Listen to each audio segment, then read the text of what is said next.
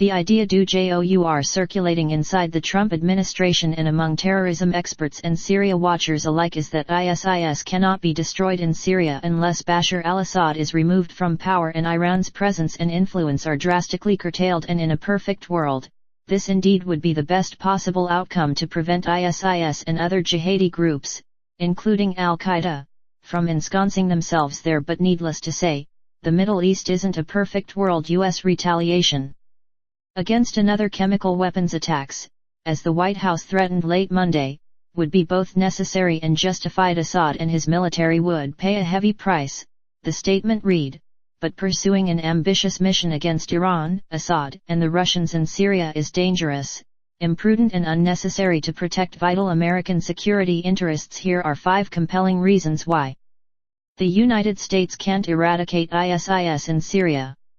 In his inaugural address, President Trump spoke about eradicating radical Islamic terrorism from the face of the earth. It cannot be done. Syria alone will remain an incubator for jihadists and Salafists of all stripes due to a toxic brew of poor governance, bleak economic opportunities, sectarian hatreds, and beleaguered Sunni communities, and its ideology and propaganda will still be able to feed on the resentments and sense of victimhood and grievance among the Sunni population. Those who argue for a more assertive policy in Syria are right that, unless these problems are addressed, ISIS and other jihadi groups will continue to thrive even without the caliphal proto-state. But even the most risk-inclined in the Trump administration cannot envision that kind of U.S. commitment in Syria, which would entail the United States and its allies committing thousands of troops and billions of dollars to militarily defeat all of their adversaries in Syria and to occupy, stabilize, and reconstruct the country. Indeed, the president himself has strongly argued against nation-building containing jihadists as realistic. Ridding them from Syria is a pipe dream.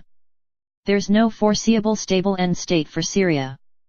The idea that confronting Iran or trying to weaken the Assad regime in an effort to remove him from power or force him into a negotiated political transition is chimerical. That's been evident for several years. Even if the United States made a commitment to take Assad out, it would lead to more chaos, no organized force aligned with the West to replace him, in a mad scramble among all kinds of groups, Sunni jihadists like ISIS and al-Qaeda, pro-Iranian Shia militias, al-Whites, and Kurds to consolidate control over real estate, making the situation worse. Assad was unprepared for a negotiated political transition before Russia's intervention in 2015 helped turn the tide in his favor. He certainly would never agree to such an outcome now that he controls most of the critical cities and regions in Syria. Moreover, the Russians, who may ultimately want a political solution as an exit strategy, don't seem to be in a hurry for one, and Moscow won't be pressured and intimidated into accepting one, given what it has invested in Syria. Thus,